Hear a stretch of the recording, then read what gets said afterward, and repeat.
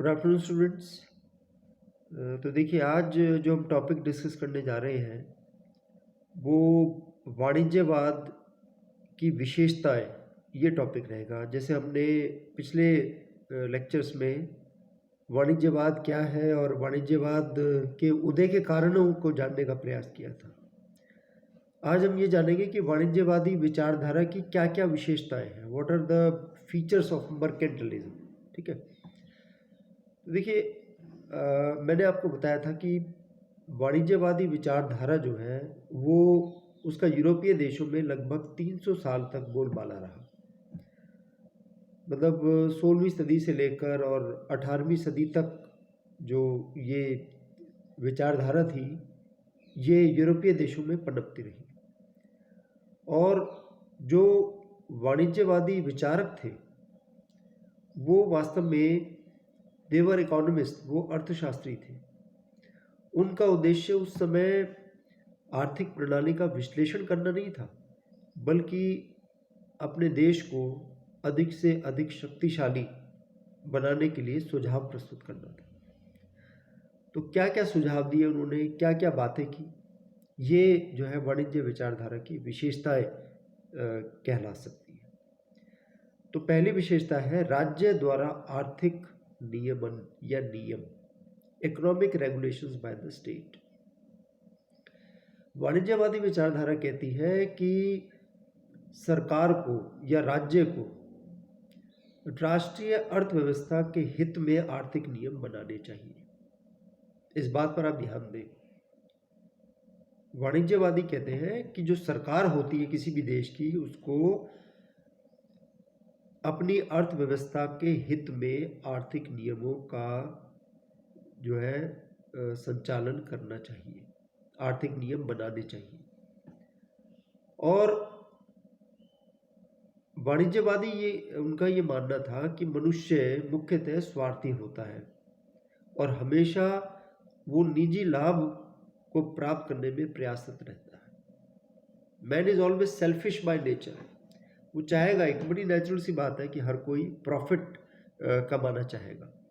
और अगर ऐसे व्यक्ति को पूर्ण स्वतंत्रता दे दी जाए तो इसके परिणाम भयंकर हो सकते हैं। आप इस समझने का प्रयास करें कि अगर सब कुछ निजी हाथों में दे दिया जाएगा तो निश्चित रूप से इसके जो परिणाम होंगे वो अच्छे नहीं होंगे। इसका मतलब ये है कि जैसे मान लो सरकारी स्कूल ना हो, सारे निजी स्कूल हो, ठीक है, सरकारी विभाग कोई ना हो, ना तो सरकारी बस हो, ठीक है, और ना ही सरकारी अस्पताल हो। सब कुछ अगर प्राइवेटाइज कर दिया जाए तो आप सोचिए कि स्थिति क्या होगी।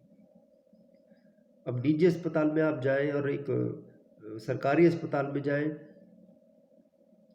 एक गरीब आदमी निजी अस्पताल में जाकर अपना इलाज कराने में सक्षम नहीं है, लेकिन अगर सरकारी अस्पताल में उसको जगह मिल जाती है तो वो सक्षम हो जाता है। कहने का अर्थ ये है कि राज्य आर्थिक नियम बनाए, ऐसा नहीं कि सब कुछ निजी हाथों में सौंप दे। देश की समृद्धि भी हो और समाज की भलाई भी हो, एक ऐसा काम किया जाए। तो राज्य जो है आर्थिक नियम बनाए, economic regulations by the state. दूसरी जो विशेषता है वाणिज्यवाद की, ये मैं पहले भी बताया आपको, कि सोने चांदी के संग्रह पर बल। उस समय ये विचारधारा पनप रही थी कि जिस देश के पास जितना ज़्यादा सोना चांदी होगा वो देश उतना ही ज़्यादा शक्तिशाली होगा। जैसे कि थॉमस मुन, एक प्रसिद्ध वाणिज्यवादी जिसके बारे में मैंने आपको बताया था, वो कहता है कि जिन राष्ट्रों के पास खाने नहीं है उन्हें सोना चांदी प्राप्त करके धनवान बनना चाहिए। जहाँ पर सोना चांदी उपलब्ध नहीं होता है ना, स्वाभाविक रूप से उनको अधिक से अधिक सोना चांदी का संग्रह करना चाहिए। तो फिर वाणिज्यवाद का ये नारा बन गया क्या, कि अधिक सोना, अधिक धन, अधिक शक्ति। The more the gold, the more the wealth, the more the powerful the nation will be.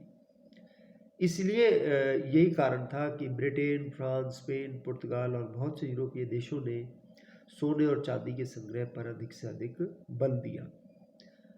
और वाणिज्यवादियों ने तो अपनी सरकारों को ये भी सुझाव दिया कि अपने देश में सभी भागों में सोने चांदी की खोज उनको करनी चाहिए, और जो विदेशी व्यापार है वो अधिक से अधिक मात्रा में उस व्यापार से सोना और चांदी प्राप्त करना चाहिए, और किसी भी कीमत पर सोने चांदी को बाहर नहीं जाने दिया जाए। तो ये इसकी दूसरी विशेषता है, सोने चांदी के संग्रह पर बल। इसके बाद जो तीसरी विशेषता हम कह सकते हैं कि विदेशी व्यापार पर बल। जैसे कि पहले भी आपको बताया गया है कि वाणिज्यवादियों ने सोने चांदी के संग्रह के लिए विदेशी व्यापार पर बल दिया। वाणिज्यवादी जो है वो राष्ट्र की संपन्नता और शक्ति के लिए विदेशी व्यापार को बहुत जरूरी मानते थे, और ये भी कहा गया कि उपनिवेश खोजे जाएं। विदेशी व्यापार करने के लिए उपनिवेश खोजे जाएं, उन उपनिवेशों को अपने अधीन करके और वहाँ से कच्चा माल लेकर और उसे सस्ते में कच्चा माल लेकर और उससे वस्तु निर्मित करके उसको महंगे दामों में आगे बेचा जाए, अन्य देशों में उस वस्तु का व्यापार आगे किया जाए। तो विदेशी व्यापार पर बल दिया। They laid emphasis on foreign trade. ठीक है। अगला जो इंपॉर्टेंट पॉइंट है वो है अनुकूल व्यापार संतुलन, फेवरेबल बैलेंस ऑफ ट्रेड। ये इसकी विशेषता है वाणिज्यवाद की।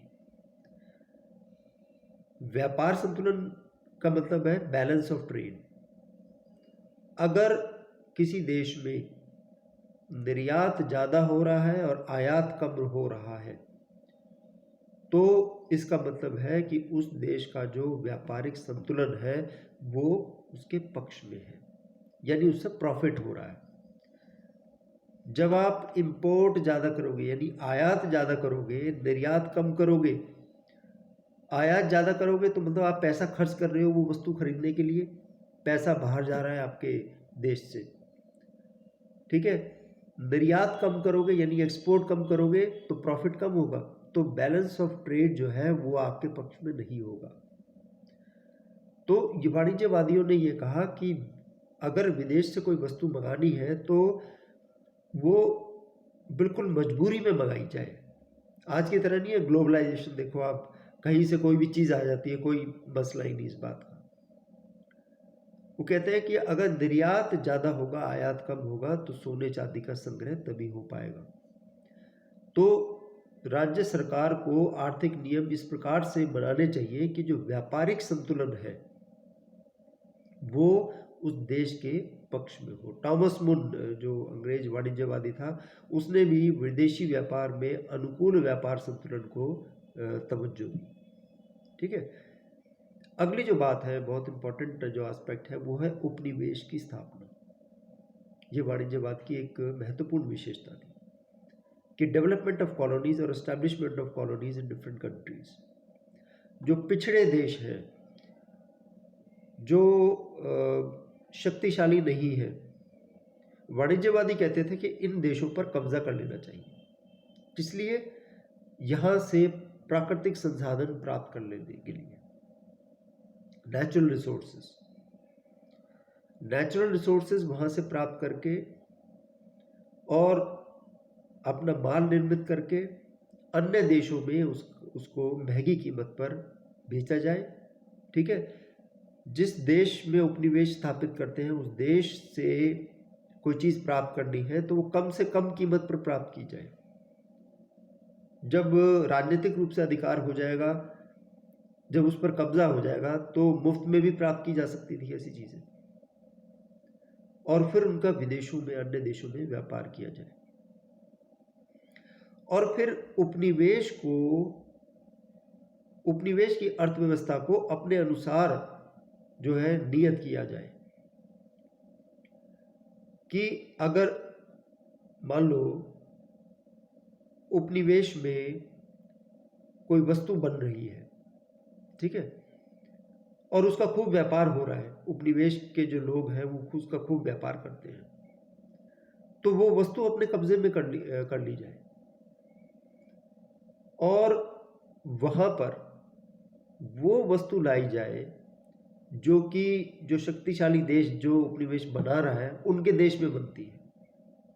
उसको महंगी कीमत पर वहाँ बेचा जाए। जैसे इंग्लैंड ने इंडिया के साथ किया, आप देखते हो इंग्लैंड ने क्या किया कि उन्होंने जो इंग्लैंड से इंडिया में जो माल आता था यूज़ के लिए, उस पर तो इंपोर्ट ड्यूटी कम रखी, ठीक है।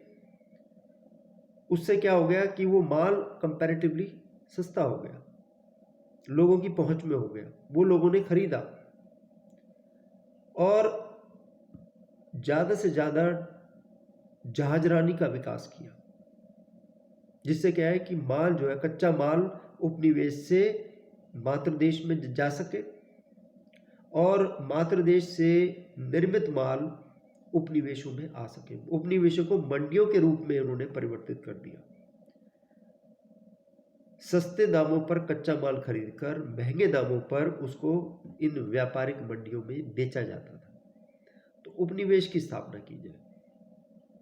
एक और जो विशेषता है वो है powerful state, development of powerful state, कि राज्य को अधिक से अधिक शक्तिशाली बनाया जाए। और इसके लिए किसकी आवश्यकता है? धन की आवश्यकता। धन की आवश्यकता उपनिवेश बनाकर, अनुकूल व्यापार संतुलन करके, सोना चांदी का संग्रह करके, राज्य द्वारा आर्थिक नियम बनाकर जो है प्राप्त किया जा सकता था। और प्रोटेक्शन ऑफ इंडस्ट्रीज, वाणिज्यवादियों ने राज्य द्वारा उद्योगों के संरक्षण की नीति को अपनाया। जैसे आज आप देखते हो कि बहुत सी ऐसी चीज़ें होती हैं जो कि हमारे देश में बनती हैं, लेकिन वो महंगी होती है। दूसरे देशों से बनकर जो आई चीज़ें होती हैं वो सस्ती होती हैं, तो नेचुरली लोग क्या खरीदेंगे? सस्ती चीज़ खरीदेंगे। उदाहरण के लिए आप चाइना को ले लो, सबसे बढ़िया उदाहरण है। चाइनीज़ जो प्रोडक्ट्स हैं आप देखते हो कि बहुत सस्ते मिलते हैं, तो नेचुरली लोग उसको लेंगे। अगर आप सोचो कि चाइना के प्रोडक्ट की ही एंट्री बंद कर दी जाए भारत में, जो चीज़ भारत में बन रही है, जो ऑलरेडी जो चीज़ बन रही है भारत में, वो भी चाइना से बनकर आ रही है और हम उसे खरीद रहे हैं। क्यों? क्योंकि सरकार कोई नियम नहीं बना रही, सरकार उन वस्तुओं को आने दे रही है, तो यहाँ की चीज़ें पिट रही हैं। कहने का मतलब है, मान लो एक बल्ब है, कोई छोटा सा बल्ब है, चाइना का जो माल है वो मान लो मिल रहा है आपको 20 रुपये में, और भारत में जो निर्मित बल्ब है वो मिल रहा है आपको 40 रुपये में। आप कौन सा खरीदोगे? आउटपुट लगभग सेम है, नेचुरली आप चाइना का खरीदोगे, ठीक है। और अगर उस चाइनीज प्रोडक्ट पे बैन लग जाए तो नेचुरली आपके पास कोई ऑप्शन नहीं है बजाय कि आप इंडियन माल खरीदो।